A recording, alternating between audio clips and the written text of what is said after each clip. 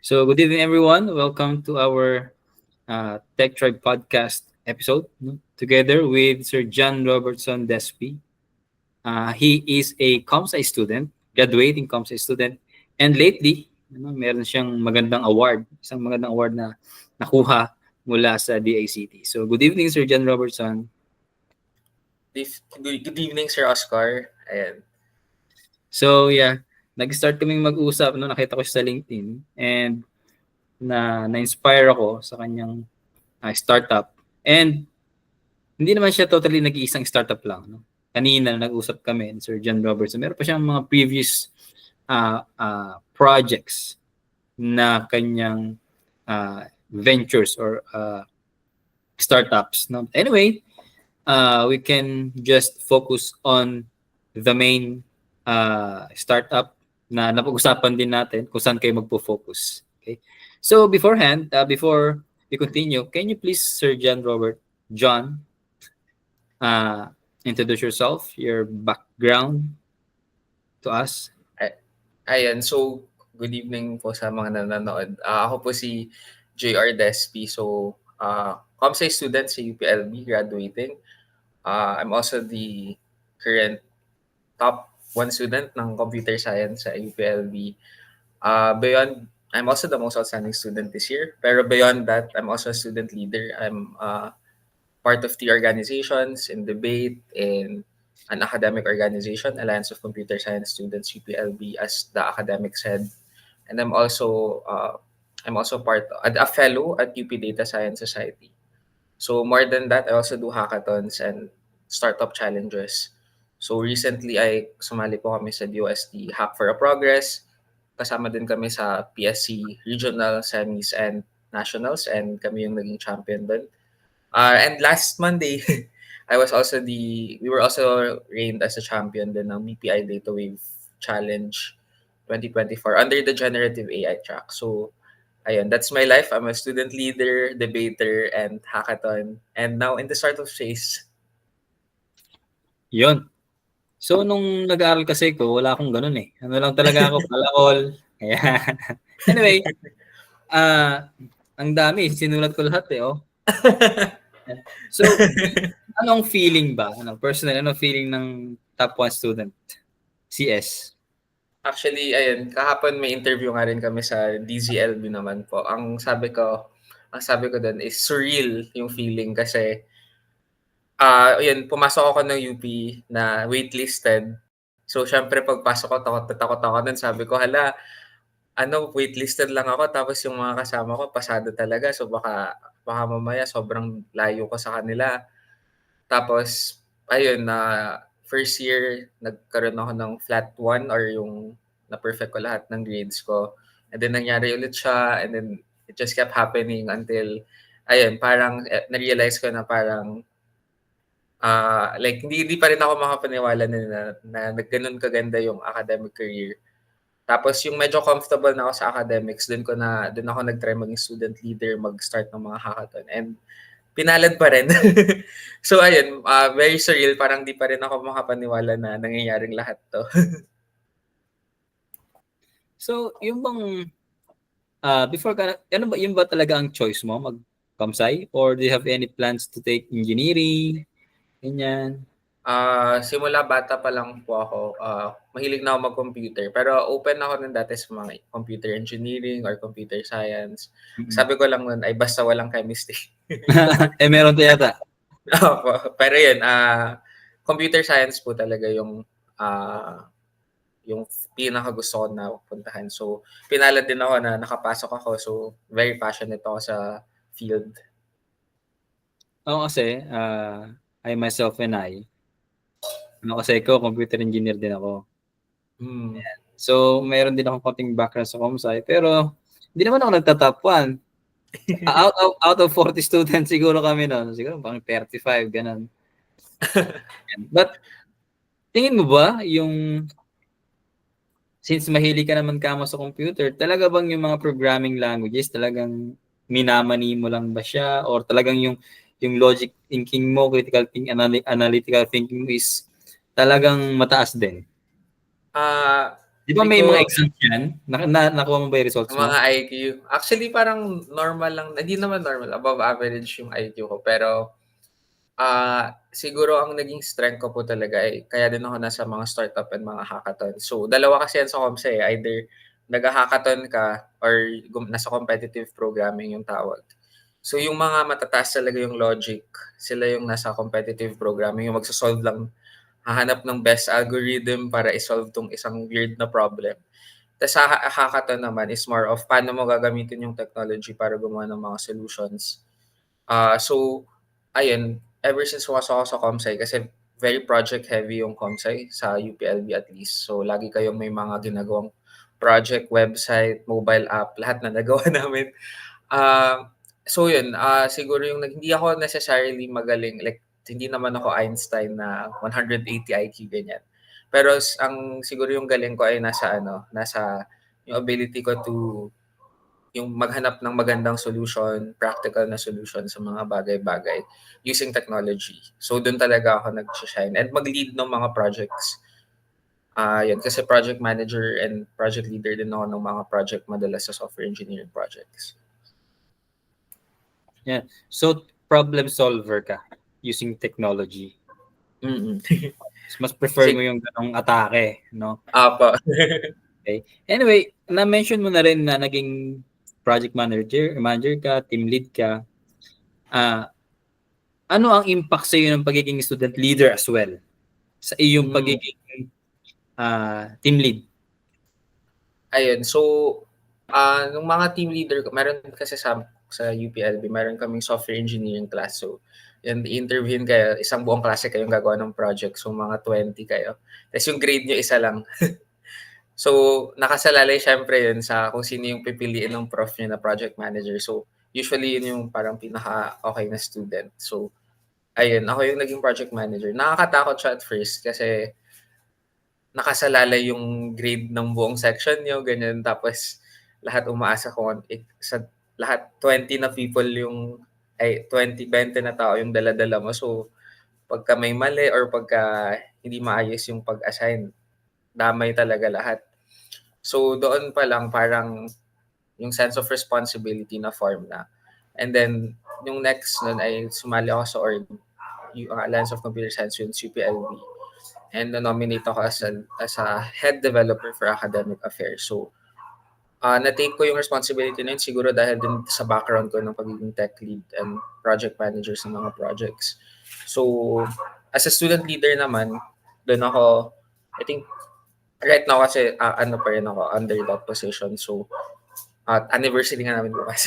Pero, mag-aano kami, I think doon natutuwa ko na makisama. Kasi, madalas sa Comsci, sikat yun na usually kami yung hindi marunong makipag-usap sa tao. Yes. Yung nakarap sa mga PC. Hindi marunong mag-English pero marunong mag-Python, ganun. Ah. Pero ayun, siguro dun ko natutunan na hindi lang talaga dapat magaling, matalino, pero dapat marunong ka rin makisama sa mga tao. Kasi yung org po namin ay isa sa pinakamalaking Comsci org sa UPLB. So mga 113 yung na tao yung hawak, yung under ng org. So, syempre iba-iba kayo ng background, may mga normal naman, may mga magagaling. So, pagka may mga project or activity kayo, kailangan marunong kang makisama at alamin kung paano mag-lead ng iba't ibang klase ng tao. May iba ako. Ano bang tingin mo ba, John Robertson Despi, na yung management ng ilang kayo sa PSC? 4, di ba? Opo, 4. 3 kasama, plus 1 kasama yung management ba ng 3 person and sa iyong org is somehow different ang approach or it's just the same? Siguro mas madali actually mag-manage yung 3 tao kaysa sa 100. Pero yung dun sa iba siya kasi pagdating dito sa PSC, bago kami sumali ng PSC, may mga iba na rin kaming hackathons before, mga competition. So kilala na namin yung isa't isa na alam na namin na na kung paano magtrabaho, yung ways of working. So dahil doon parang mas relax na okay, madali kayo magkaroon ng common sense of a goal. Kasi pag marami kayo, ang hirap mag-align kung ano yung vision. So, yun, iba-iba yung pag-handle. Pero may mga learning na natututunan ako dun sa pag-handle ng malaking organization or ng isang buong section. Papunta dun sa team ko na 3 lang na very agile. Tsaka mas kabisado na rin nila yung mga roles nila. Alam mo na rin kung paano approach ang sasabihin mo sa kanila. Unlike dun sa marami nga, pero hindi mo naman kilala yung attitude nito, characteristic nito, might affect the outcome of your project. So, I think for me, mas okay din mag-manage ng konting tao. Opo, definitely. Dito sa amin kasi as an ICT division head, I'm currently handling 15 personnel from 4, nadagdagan kami ng 11. Dami. Nadagdagan. But again, if I have to choose between less tsaka sa mas marami, mas okay sa akin yung konti. Kaya ng sinabi mo, alam ko na yung mga roles nila, alam na rin nila yung kailangan nilang gagawin sa inyong mga project. So that's how Sir John Robert is handling when it comes to leadership. Now let us talk about technology. About technology. So, sige, i-share mo muna sa amin yung iba't ibang ventures mo when it comes to technology. Di ba meron kang Kara, meron kang Connect, ano pa isa? 3 yata yun eh. Di ba? 4 po actually yung ini-incubate right now. Ini-incubate yung pala. Sige. Okay, so yung Saga, yung pinakauna namin na breakthrough is yung sa regionals ng DOST, which is mayroong contest nun, Hack for E-Progress. Ano siya? 72-hour hackathon. So 3 days kaming nasa hotel na walang tulog. Tapos ipapresent siya. On the day lang din gagawin. So doon, gumawa kami ng solution to facilitate better connection and relationships between healthcare providers. Kaya siya Agapay. So, yun, gumamit kami ng AI and ng compliance systems para magkaroon ng better interoperability yung mga healthcare facilities as a working proof of concept. So, dun muna siguro since tech, meron kaming tinatawag na FHIR na common na standards na for interoperability. So basically, yung database ng isang pagka FHIR compliant yung dalawang hospital, ibig sabihin kaya mag-transfer or mag-part ng data from ng database ng isang hospital to the database ng isang hospital. Kasi merong expected na schema or may common schema sila na fina-follow. So, yun yung una namin. Pero ang problema kasi nun is, di ba, syempre, ang hirap naman sa mga hospital na i-encode nila isa-isa yung mga document. So, gumagamit kami ng vision machine image processing para i-picture na lang yung document, yung medical document. Tapos kaya na yun i-parse ng AI. Tapos i-fill niya na yung schema or yung database automatically na hindi mo na kailangan i-encode mano-mano. And then more than that, may mga AI for insight generation, mapping tools, like may recommendation, kunyari may hotspot ng disease in one area. Kayang ibigay yun ng AI, tapos may chatbot na pwede kang kumausap. Kamusta yung barangay San Antonio, ganyan, tapos bibigay yung information. Ayun, so nanalo siya sa DOST Hack for E-Progress. Actually, nakaano yun ngayon, medyo nasa in talks with DOST Calabarzon right now to seed fund. Pero we're still waiting for syempre since government, medyo matagal-tagal ang usapan. Pero yun, may seed funding siya. Hopefully, ay ma-deploy namin siya soon in a small scale and then i-scale up siya in a region, hopefully region sa Laguna. Pero right now, ang tinitingnan lang namin is like barangay or inter-barangay level lang muna. And then yung sunod ko naman na project after nun is yung Kara. So si Kara naman, isa lang, yung goal lang is making legal support simple and possible. Yun yung North Star namin. So with Kara naman, it was a conversation between me and my sister. So yung sister ko kasi ay nag-aaral sa UP Law. So, out of may napapansin namin na wala pa kasing tool with AI, like wala pang tool na really making legal support simple. Like, usually pag may problema tayo na hindi naman lahat ng problema kailangan ng attorney, di ba? Minsan, kailangan lang natin ng kontrata, kailangan lang natin i-check kung tama ba tong kontrata, pero hindi natin maintindihan kasi ang daming complicated words. Or like even na may mga solution Terminologies, no? sometimes. May mga solution na minsan kailangan mo lang gumawa ng complaint letter, ganyan. So, ayun, yung na-analyze namin, a lot of the people don't understand their legal problem and usually they're afraid to, laging may takot pagka magta-try mag-approach sa batas, di ba? Parang lalayo na kaagad yung tao. So, born out of that problem, dun kami gumawa ng tool, which is si Kara. So, si Kara naman, tatlo yung tool niya is yung conversational interface, document analysis and document analysis and document generation. So, si document analysis, ano siya? So, pwede ka maglagay ng iba't iba, memos, wills, contracts. So, kunyari, kontrata yung pinasok mo. Pipindutin mo dun kung ano yung, madedetect automatically ng AI na ano yung two or more parties involved. Kasi diba kontrata, so may, kunyari, rental contract, ikaw yung lessor, may lessee. And then, pag pinindot mo yun, kunyari, ikaw gusto mo makita yung perspective ng kontrata as a lessee, i-highlight nung document kung ano yung mga potential na problematic clauses at ano yung good points then for the lessee at ano yung important points to take note of. Kunyari, ito 1 month take note na nakalagay sa kontrata na 1 month advance, 2 months deposit, or minsan may mga nakalagay kasi sa kontrata na may mga hidden fees pala na hindi napapansin ng lessee initially kasi nakatago siya dun sa mga clauses. So, ayun, hina-highlight namin yun and na-explain din namin siya in a Filipino or Taglish language para maintindihan ng mga users. Then yung si document generation, ito naman ay basically, pag pinasok mo yung file, kunyari, gusto ko ibenta yung bahay ko.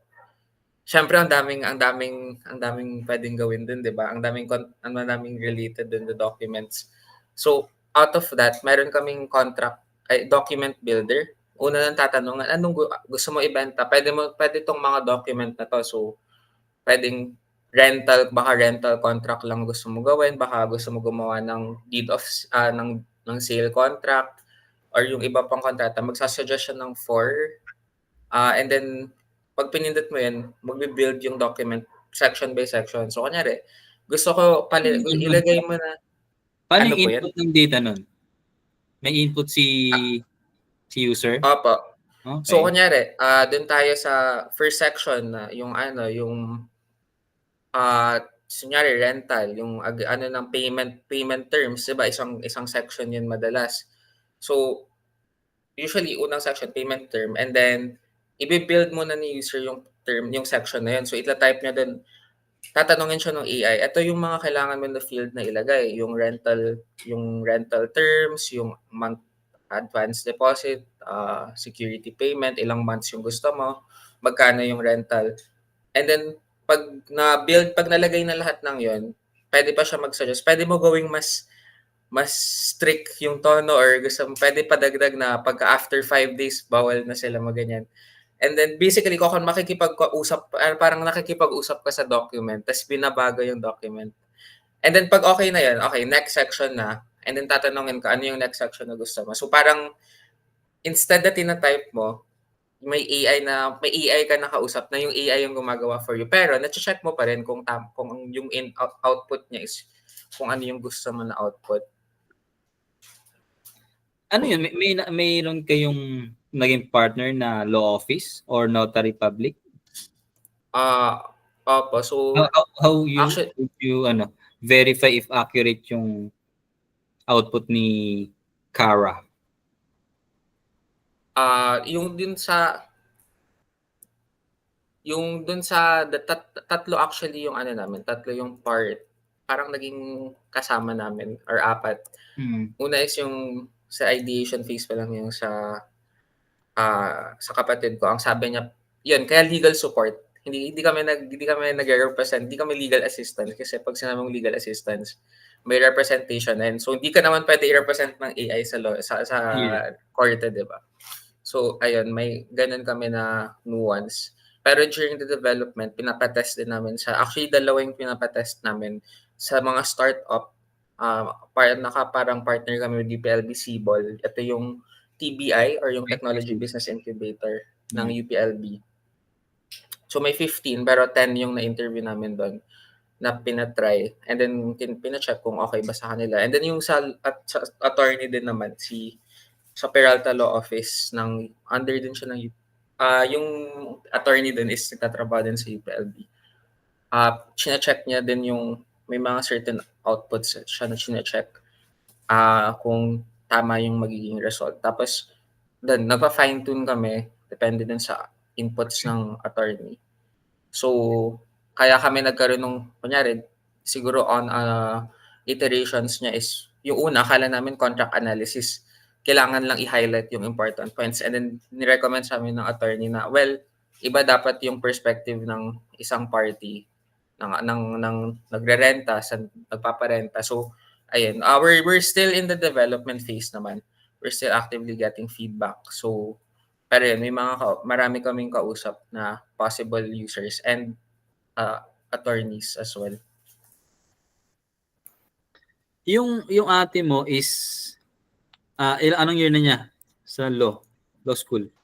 Nasa 4th year po siya. Fourth year na. Kasi ako nung 2020 nag-enroll din ako ng law eh. Kamusta naman? Yung di ba kalalabas na ng result ng bar exam? Yung mga classmate ko pumasa na. Akala ko naman yung CARA is legal support sa mga nag-aaral. Yung pala sa mga legal assistance siya sa inyo, sa mga users. No? Pero you are not in particular, sabi mo nga, represent nasa ganito, sa ganyan. Pero meron pa rin kayong assistance from the law office itself. Just to verify. Nire-recommend niya. So, kunyari, ito yung tinesting ng attorney is yung sa abuse, for example. Okay. Nag-type si user, inabuso ako ng ganyan. Like, kasi dapat kung ganyan, hindi dapat magbibigay yung AI ng sagot, di ba? Yes. Ang dapat sasabihin niya is go to a lawyer. So, yun yung mga pinapatest din namin. Kailan siya magsasabi na, okay, hindi ka na namin pwede tulungan dyan. Kailangan mo na mag-seek ng legal counsel. Kasi ano na yan, like, pwedeng criminal offense or grave na siya na misconduct. Okay. How about the other? Okay. Yun talaga ang main mo, no? Yung CARA. Ayun. Yung actually, pwede ba mag-live, mag-share screen dito or? Yeah, sure. Sige, share screen ko lang saglit. Pero very early prototype pa lang to. Medyo mahirap kasi siya i-explain. Pero ayan, ito yung sinasabi ko na may designation. Pero hindi ko alam kung active ang aming database right now. But eto siya. Meron kaming siya si CARA. Okay. So, ayan. Paano mag-register ng business? So, may ganyang interface kami. Sorry, minamigrate pala kasi ata namin. Nagmamigrate kami ngayon sa AWS. Kaya medyo mabagal siya. Okay lang. Ayan. Okay so, lang. may mga ganyan siya na so very Filipino yung atake niya. Yung UI din is hindi pa fine. Ito naman yung sa contract analysis. So, parang ayan, yung mga blue, ito yung mga important na dapat mo i-take note. Na, okay, ito yung pangunahing serbisyong ibibigay mo. Dapat tiyakin mo na meron kang sapat na kaalaman para gawin ito. So yan, ito e-commerce website. May nagpapagawang e-commerce. Ikaw yung okay, sige. Tapos, ang perspective mo dito, ikaw yung freelancer. Yes. So, pag hinighlight mo 'to, ayan makikita mo na ito yung Okey. so and then yung mga green, ito yung mga parang points na maganda sa'yo or related sa'yo na positive. So, ayan nakalagay. Ito yung magkano yung babayaran sa'yo, make sure tapos may penalty 'pag na-late sila ng bayad. So, mga ganyan. And then, ayun pa lang yung puwede ko ipakita right now kasi yung document analysis ay yung document creation, hindi pa ayaw pa ipakita ng dev Mm. ng team ko kasi ano pa siya, design Naka-design phase pa. ayaw pa naming i-release. Yeah, ayos. Then, yeah, so yun si Kara. So yung isa naman is si sa BPI, si Salaysay. So si Salaysay naman, Oo, salaysay nga pala. ah Oo. opo. Salaysay is ano na naman, ang ang ang ang phrase namin dun is turning your kwento into kwenta. Kasi yung solution dun is paano namin ma-empower yung MSMEs to access better quality financial products with BPI. So, naggagawa kami usually yung una naming ginagawa is validation and user journey mapping. So, ina-analyze muna namin, with all of the projects, so ina-analyze muna namin paano ba natin ano ba yung problema, saan ba nanggagaling yung problema, bakit sila hindi nakaka-access ng mga quality financial products in the first place. Minsan nagko-conduct ng interview, ganyan. So for this one, ayun, kumausap kami, tinignan namin, in-observe namin yung behaviors ng mga MSMEs. Dito sa UPLB, kasi marami, mga coffee shop, alam mo naman po mga college school, di ba? Karinderya, coffee shop, mga ganyan. Marami sa kanila, since data powered siya by Esquelabs and BPI. So ano siya, data-driven decision making yung highlight. Ang problema napansin namin, paano tayo gagawa ng data-driven na application kung wala palang data yung mga MSMEs, yung mga tao na 'to, nagtatara lang sila sa notebook. Swerte na kung may gano'n sila, kung ina-account nila, yung iba hindi na talaga fina-vibe check na lang nila kung kumita ba sila o hindi, Yes. Oo. ayan. Ah, so parang walang formal na way talaga. So yun dun kami nahirapan na parang okey, walang data infrastructure at all. Wala rin naman silang technical literacy para mag-Excel, ganyan, hindi naman nila alam. So, paano tayo gagawa ng solution around it? So, dun naging born na okey, AI, with using AI puwede na tayo mag-go beyond getting numbers. Kasi yung capability ng AI ngayon is kaya niya mag-understand, 'di ba, ng mga kuwento, ng unstructured data. So, naisip namin yung concept ng journaling or yung diary, na parang gano'n kasi yung ginagawa nila, yung napakita namin yung mga MSME may notebook talaga sila na handwritten na hindi lang sales, pati yung mga plano nila nakalagay do'n.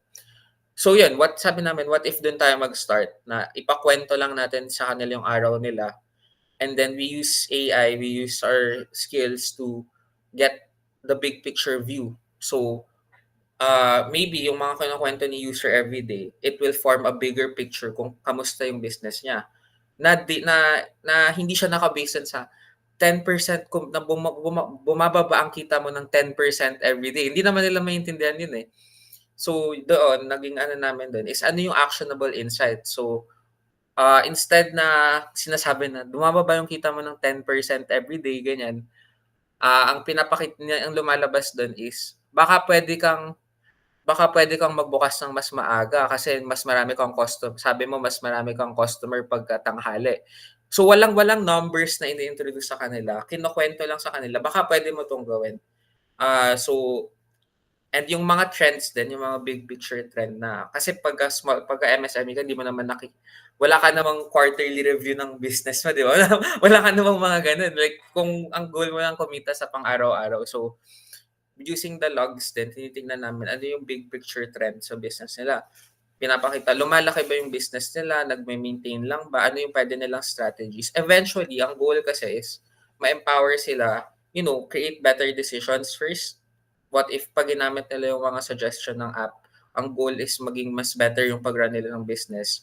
hopefully magkaroon ng data management, data literacy along the way. Pwede rin kasi siya, meron kami na pag nilagay, may bumili ng 10 kilo ng bigas for 50 pesos. Masa-store siya as a ledger. And then pero the goal talaga is ma-turn yung kwento into eventually kumita sila, magkaroon ng data-driven practices para manonudge sila eventually na okay, baka pwede ka na mag-expand ng business mo using BPI. So doon napapasok yung BPI na pwede ka mag-apply ng loan or pagka pre-qualified na sila. Integrated kasi siya sa BPI BizGo. So para siyang GCash pero for businesses. So doon, kunyari, meron silang credit line na 50,000. Pagka sinabi ng user, pwede ina-nudge nung app si user na, kung gusto mo palakihin yung kita, yung business mo, baka pwede ka magpa-renovate. Tapos meron kang 50,000 ng credit line sa BPI. So syempre, isipin mo, okay, gamitin ko kaya yun. So yun naman, yung sa BPI. And siya yung nanalo. I think, nanalo siya dahil nga dun sa, ang sabi ng BPI sa amin is yung deep understanding ng problem. So kasi syempre yung gawa kasi ng iba is parang mga gagawa ng business report. Pero yun nga, yung una naming nakita is hindi naman nila naiintindihan yung mga business report na pinapakita. Mas nag-dig deep pa kayo sa main problem is yung data na wala nga silang data. Paano gagawa ng business report? Oo, di ba? So kayo, mas isang layer pa kayo na hindi nga naman sila literate sa mga ganito. Kumbaga, bumili lang, halimbawa, ganyan. Sige. Wala. Kung iba siguro, may maglilista, ganyan. Hindi naman din. Pamali-mali pa. Mali pa. Diba? Ngayon, pag nakakwentuhan mo si Salaysay, diba? May record niya na yun in a friendly manner. Diba? Pag yung approach. And then, pagka na-record na ni Salaysay yung mga nangyari sa'yo, yung action naman is yung kanyang output na yun nga, nung mga nakarang araw, ito yung naging usapan natin. Pwede ka nang magbukas nga. Sabi mo kayo na magbukas ka na mas maaga. Diba? Or kailangan mo nang improve yung store, kailangan mo nang palakihin. Ganyan. Napaka-friendly ng approach pagka ganun. I think, yun siguro din ng nakikita ko, napaka-interesting niya. Na, di ba? Parang ka talaga nagsasalay sa in a way na, ito yung naging kita ko nitong nakaraan. Tapos, napaka-bright. Kung ako lang, kaya siguro talaga nag-champion yun, di ba? Sa BPI. Hindi ko naisip yun, mga ganong idea. With the help of BPI, yun yung dinediscover talaga namin ngayon sa generative AI. Yun yung bagong ways ng pagkuha ng information. Yun yung even us nagugulat din. Pwede pala natin gamitin. What if gamitin natin na ganito yung AI? Yun yung labanan ngayon eh. Paano ka magiging matalino sa paggamit sa kanya? And then yung last namin is yung tinatawag namin Kaya. Ito medyo early pa siya. Paper pa lang yung nagagawa namin. Pero ang idea kasi namin is marami for PWDs siya. So under siya ng Smart Suite. Hindi pa kami lumalaban sa prototype stage. So nasa concept paper stage pa lang kami. Yung dito naman ang problema namin is about PWDs. Paano gagawa ng tool revolving around PWDs? So, ang naisip namin is enablement sa kanila. So, paano natin i-enable yung mga PWDs na magkaroon ng opportunities like jobs, upskilling, maybe help them financially using AI and using applications. And then yung naisip namin right now is maraming nakita namin, hindi lang sa PWDs, pero maraming mga tao hindi marunong gawa ng resume, ng maayos na resume. So, right now, ina-explore namin kung paano namin magagamit yung AI para matulungan yung mga tao gumawa ng resume. So, right now, our pipeline is yung LaTeX. Aware po ba kasi LaTeX yung file format siya ng pag-generate ng mga paper. What if gumawa tayo ng pipeline na kukunin natin yung text input ni user and then i-convert natin siya into a LaTeX format na parang proper resume style. Kasi yung mga resume style na widely used is isa din sa common is yung LaTeX style na resume. So, ayun, yun yung isa. And then, meron din kaming parang job matching platform for PWDs na depende sa impairment mo. So, kunyari ay, let's say hindi ka nakakalakad, baka merong virtual jobs na available for you. Kung may certain handicap ka sa yung deaf, yung hindi nakakasalita, baka may mga workplaces, ano yung mga workplaces na tumatanggap ng hindi nakakapagsalita ng mga worker, ganon. So that's one thing that we're looking at. So pipeline siya. Tutulungan ka namin gumawa ng resume, i-upskill, and then after that, hahanapan ka namin ng mga opportunities na pwede dun sa disability mo. And ang pro mo dito is meron ka ng magandang resume, and we're still thinking of better like upscaling kung paano siya integrate. Pero ipa-prepare namin ikaw, tapos hahanapan ka ng trabaho para magkaroon ka ng opportunities. So yun naman yung sa Kaya. Medyo maaga pa siya ngayon. Yung Figma builds pa lang ang nagagawa namin. Pero 6 months project pa siya. pero mainly, ang target nyo is yung mga PWDs. Pero mas mag-scale up, think ko pwede rin kasi sa mga fresh graduate no? Opo, definitely. That's one thing then that we're thinking of is scaling up. Kasi syempre, yun yung gusto namin is paano tayo gagawa ng solution na pwede sa PWDs, pero pwede rin natin siya gawing enterprise in the future. Yes. Ang problema kung PWDs lang yung para lang sa PWDs yung app, hindi natin like stock na dito, maliit yung market segment. So isa yun sa namin sa consideration na definitely pwede pagkatapos nitong contest, baka pwede natin siya i-evolve into something na mas malawak yung marketability. So yeah.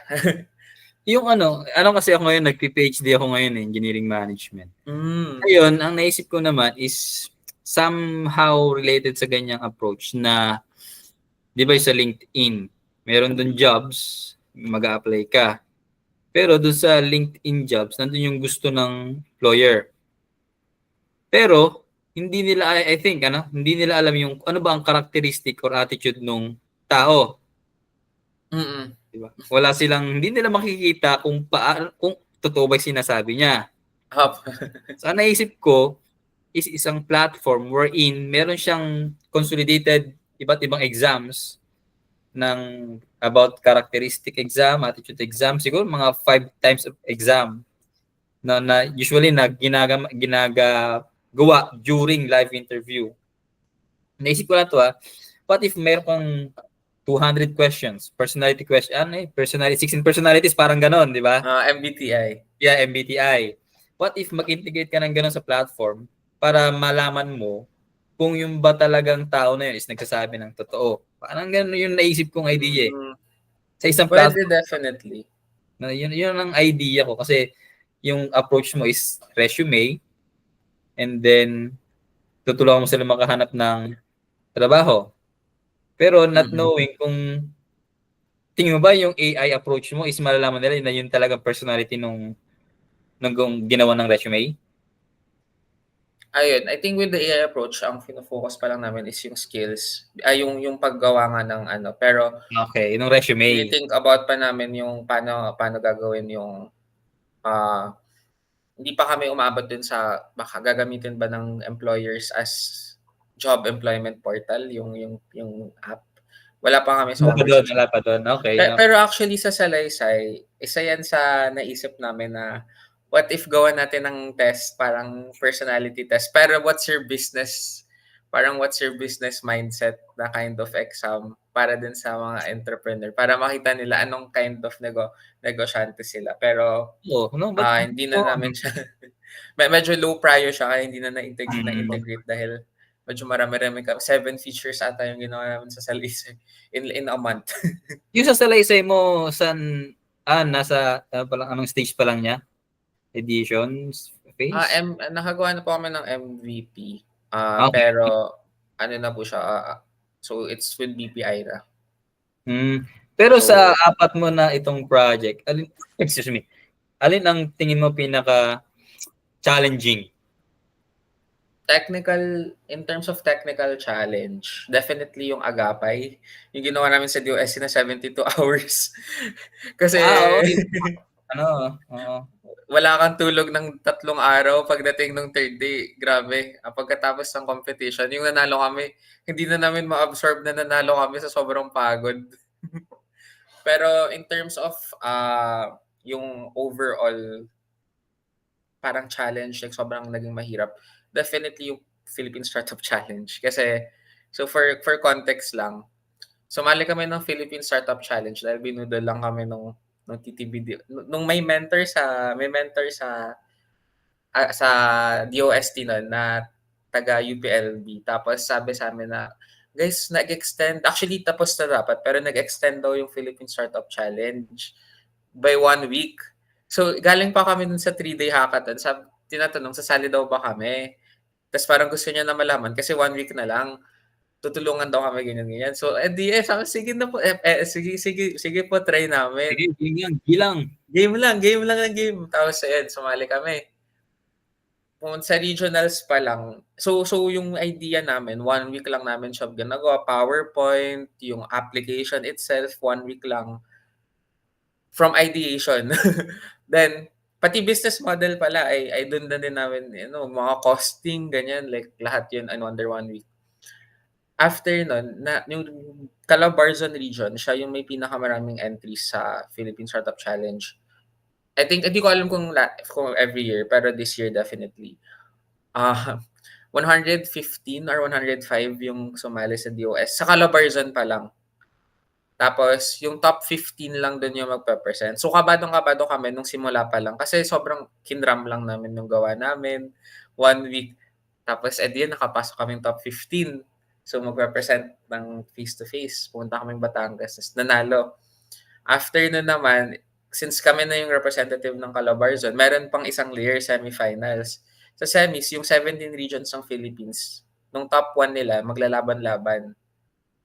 Tapos after nun, yung 10 lang yung matitira. Tapos kayo lang yung maglalaban ng face-to-face sa finals. So, nakapasok pa rin ng finals. Pero kada layer na yun, kada isang layer na yun, sobrang daming revision na ginagawa kasi kada layer may feedback syempre galing sa Calabarzon office, may feedback galing sa judges per level. So, may feedback kami sa regionals, may feedback kami sa semis until mag-nationals. So, 3 layers ng revision ang ginawa bago kami makabot ng nationals. Kaya yun talaga yung sobrang nakakapagod kasi for me, mas mahirap mag-revise kasi parang pigang-piga ka na. Ito na yung naisip mo. Ang hirap baguhin yung naisip mo, 'di ba?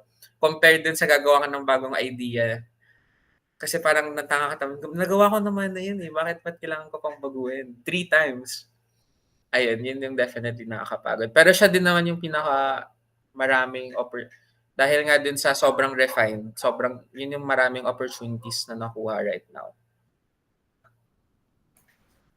Yun yung di ba? Yun yung Kara. Opo, yun yung si Kara. Pero yung yung iba pala tong sa license sa BPI ito, no? Opo. Sa BPI naman ay meron lang siyang sa BPI naman, siya, break it or don't. Magpapasa kayo ng paper and video. Tapos, syempre, kung lahat ng contestants tapos yung top 3 lang, yung top 3 lang. So, pag na-reject ka, talo ka. Pero pag napili ka, sure ka na napanalo ka kasi top 3 ka na. Ang question na lang is magta-top 3, top 2 or top 1 ka. So yun naman medyo medyo do or die yung setup ng BPI. Pero doon naman 120 yung sumali pero nasa 50 yung nakapasa ng paper successfully. And then from the 50 doon nag-decide ng top 3. And then itong Kaya, Smart Swift naman. Naalala ko 'tong Oh. Smartship nung college ako, lumaban din kami dito, eh.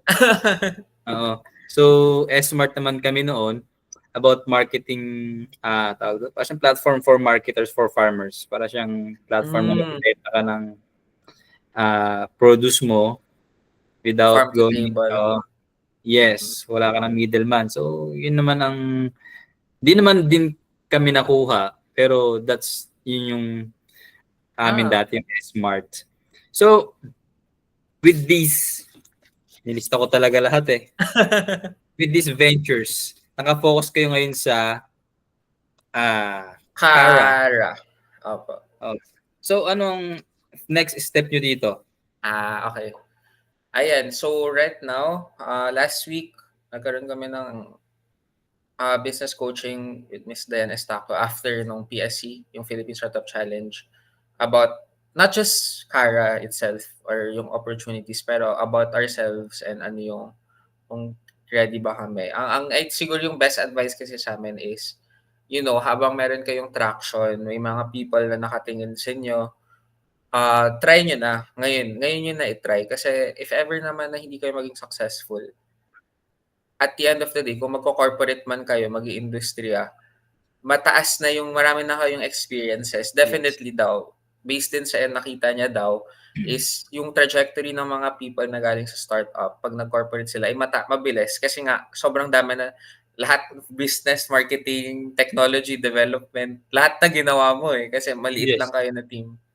So ayun, kaya din kami nagkaroon ng courage na mag-try talaga na buuin 'to. And then more than that, yun din may mga seed funding na din kaming, makukuha. So right now meron kaming around $5,000 to $10,000 na AWS credits.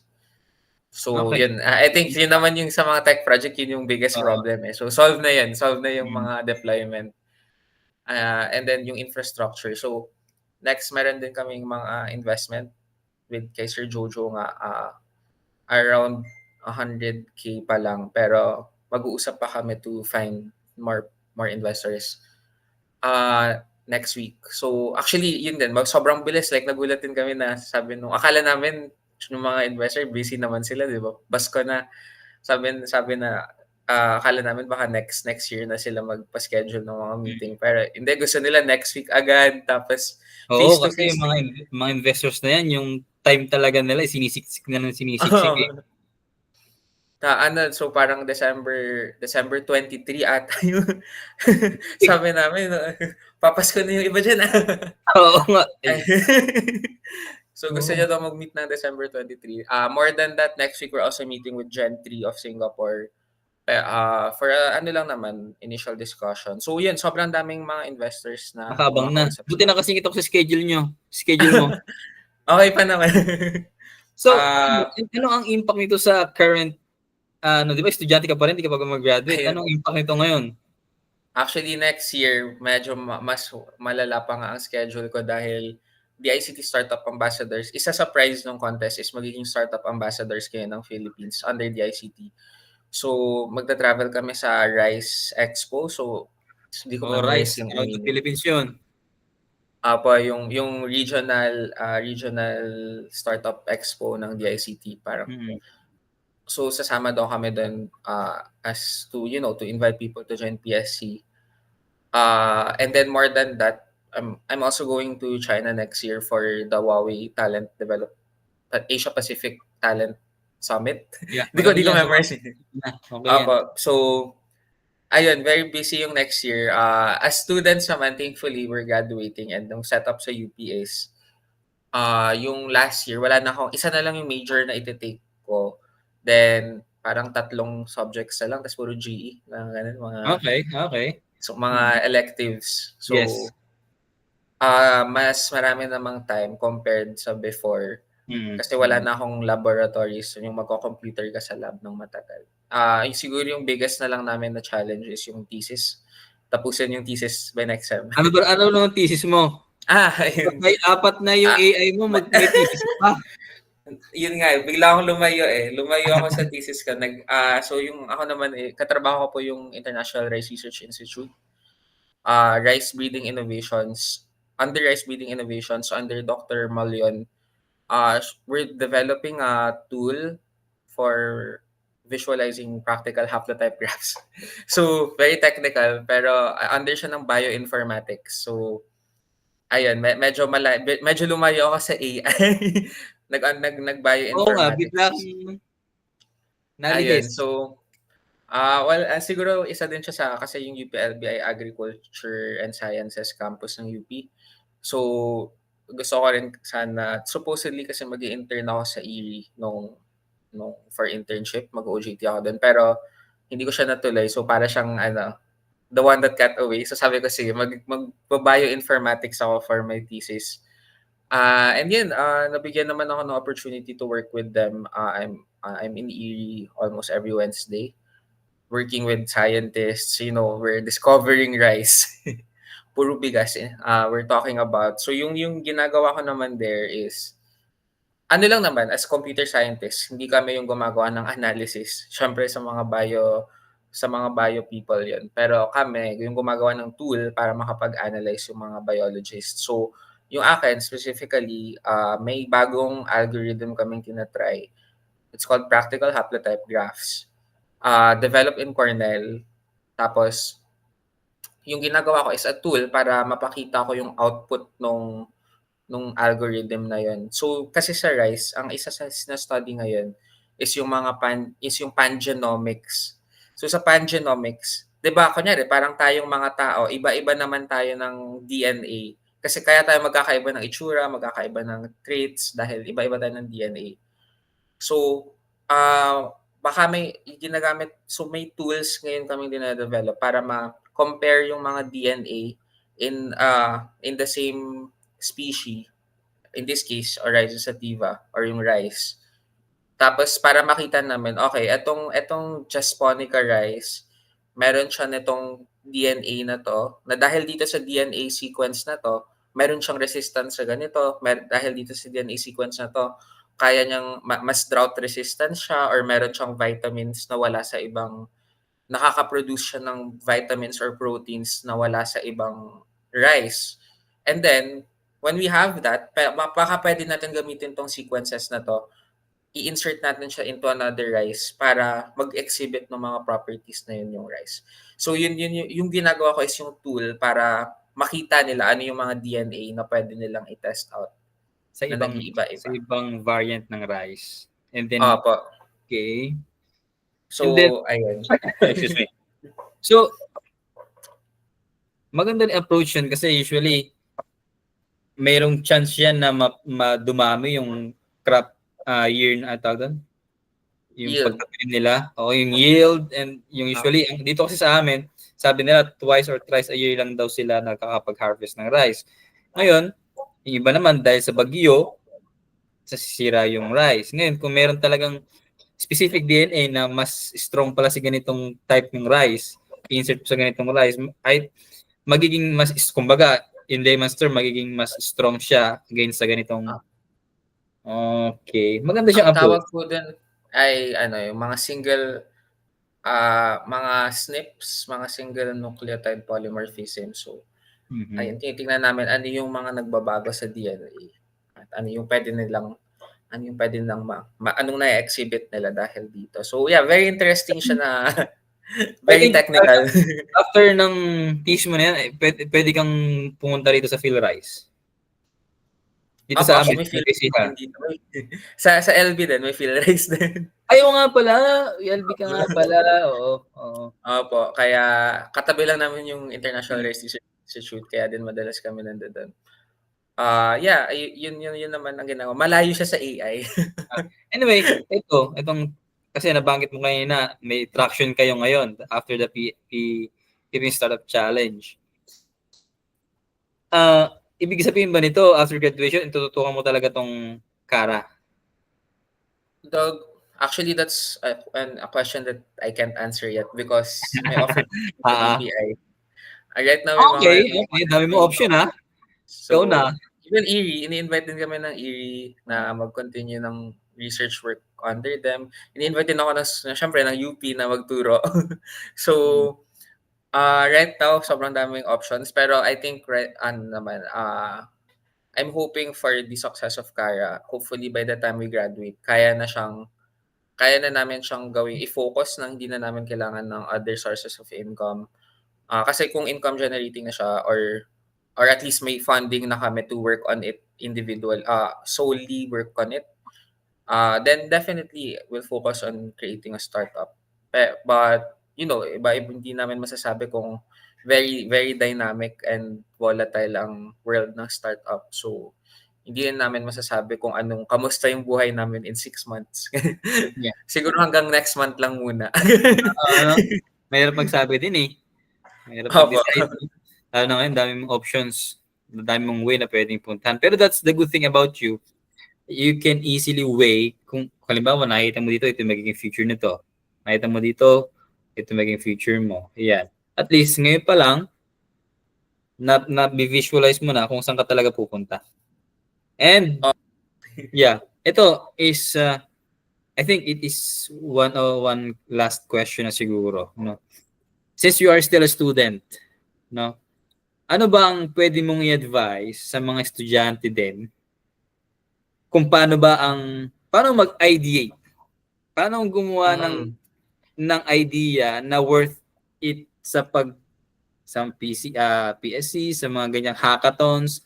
Siyempre, katulad nga nung nakwento mo kayo na yung doon ako natuwa sa may salaysay eh. 'Di ba? Kumbaga ito na yung pinag-uusapan yung platform, pero kayo nakita niyo talaga yung root na yung data na wala naman silang maibigay. So, will you please give us or the students listening in our podcast na ano ba ang best way to think kung paano ang tamang approach para katulad mo magkaroon ng chance to attend such hackathons? Siguro sabihin ko rin yung share ko to sa Philippine Star before. Yung isa article na parang makisalamuha ka sa mga tao. Join communities. Siguro it's important na marami kang perspective sa pagkuhaan kasi doon mo malalaman na doon mo ma-understand talaga yung problema. Isipin mo, kunyari, yung gumagawa ng solusyon sa traffic or sa mga public transportation, marami sa kanila walang experience sa commuting. Kaya parang pagka naranasan siya ng commuter, parang hindi naman tama yung solusyon kasi malayo sa yung gumagawa ng mga solusyon, malayo sa dumadanas ng problema. So, ayun, siguro important na kumausap ng tao, mag-observe, makisalimuha para makagawa talaga ng mga solutions. And siguro for technologists out there, isa rin to sa pitfall namin or mga problema. Ito yung last year, naghahakatan na kami last year pero hindi kami pinapalad. Bilang very geek, very nerdy, syempre merong technology, may bagong technology. Paano natin to gagamitin? Hindi dapat ganun yung tanong. Dapat ano yung problema at ano yung technologies na pwedeng tumulong sa problema. Kasi minsan, ayun, normal problem to sa mga hackathon din na iisip sila ng sobrang hirap na technology or sobrang complicated na solution. Pero pag inisip mo, baka naman, kaya naman siya ng masimpleng solution lang. Pinahirapan pa nila, pinakomplikado pa nila, di ba? So, ayun, as computer scientists or mga technologists, when you join hackathons or even start your own business, validate the problem, talk to the people, understand the problem before you even think about what tool you're going to build. Kasi yung iba, nag-iisip na agad ng tool, wala pa nga silang problema na naka-define. So, ayun, yun yung narrative na yun I think yung nag-shift sa amin para manalo ng mga hackathon na naging human-centered design, yung philosophy namin ngayon. Yung first step namin is empathize. It's a framework siya, hindi ko na siya i-discuss dito, pero yung human-centered design and siguro onting concepts ng behavioral design. Sa behavioral design naman is, pagka mag-i-introduce ka ng solution sa tao, make sure hindi siya one big change. Dapat nudges lang siya. Kunyari, di ba yung sa pagka New Year, sinasabi ng mga tao, magpapapayat na ako. Tapos, by the next 2 weeks, di na. Nagbo-buffet na sa Vikings or kung san-san.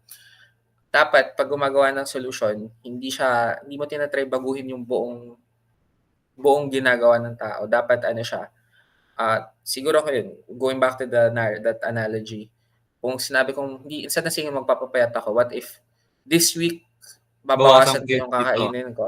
Opo, tapos next week mag-exercise na ako. Mas kaya siya gawin. So when you develop tools, dapat ganun siya, na hindi mo masyadong binabago yung nararanasan ng mga tao. And again, it will go back to understanding the people, the users, creating a problem around it before you create the solutions. And if you do that process, wala ka laging problema dun sa wala kang problema sa pag-validate ng problema kasi sinimulan mo sa problema bago sa answer. Ayan, yun siguro yung mga advice ko sa mga gusto mag-hackathon. Yeah, naalala ko lang yung human-centered approach. Then yung minention mo about commuting, no? Karamihan kasi sa gumagawa ng batas nga, hindi naman nagko-commute. 'Di ba? Naka-private car sila. 'Di ba? So Opo, definitely. So kumbaga ang mangyayari theoretically, sige itong gagawin natin. Pero sa actual, since wala naman silang experience, useless din naman ginawa nilang approach. Tama din sinabi mo. Pinahirapan lang lalo minsan. Mas lalo pang pinahirapan, di ba? So dapat, tama din naman. Kayong mga nandyan, pumunta kayo rito sa baba, kayo mismo ma-experience nyo, kahit siguro mga 1 month, 2 months na natatry nyo kung paano ba talaga mag-commute, ano bang nararasan ng mga tao. Para nang sa ganun, tama naman yung solution nyo na ibibigay. Ngayon, pag nakita nyo na yung root cause, at may nakita na kayo solution, tama din naman sinabi mo, huwag yung biglang bago ng process. No? Dapat gradual siya.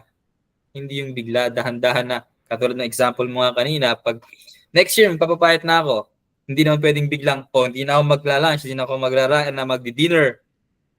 Baka naman maging negative ang impact niyan. Baka naman, hindi kasi ako nag-lunch kasi sumakit ulo ko, ganyan. Tama din sinabi mo na nagkasakit, 'di ba? Doon sa may traffic na mas lalo pa naging congested, 'di ba?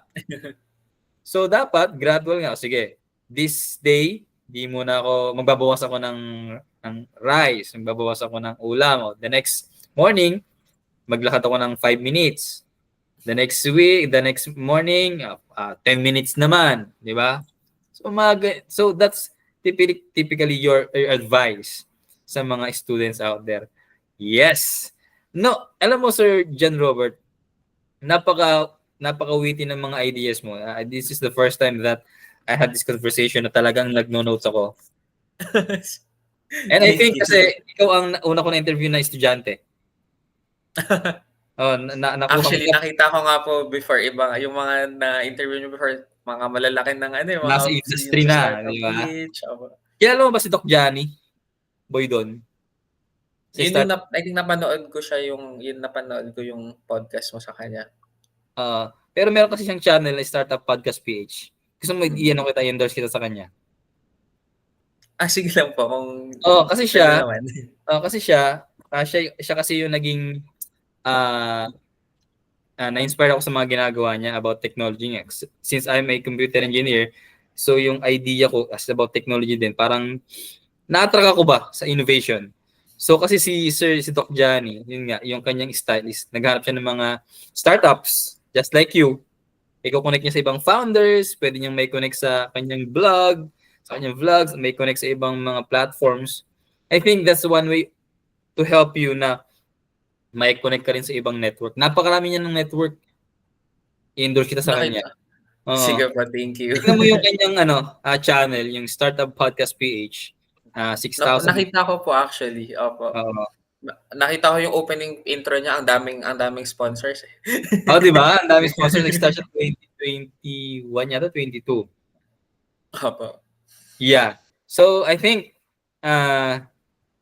magpapasalamat na ako sa iyo, Sir John, Thank you very much for allowing me na ma-interview ka and to share with us your ventures. And I'm hoping that lahat ng ventures mo na startup mo is mag-succeed. Di ba? Hopefully po. Next year. Yeah. And kung dumating yung time na maging successful ka na sa iyong lahat ng ventures, baka naman, huwag mo naman kaming kalimutan, balikan mo kami. Hindi nagtatapos dito yung podcast natin, Sige po. After the event, tayo mag-round 2 pag Yeah, after mo sa Huawei, after mo sa China, di ba? Kung ano maging impact nito sa iyong mga startup mo, di ba? So again, I am very honored and privileged. Thank you very much, Sir Jan Robertson, for giving us your time. No? Thank you So din po. yeah. So yeah, I think that's good for tonight.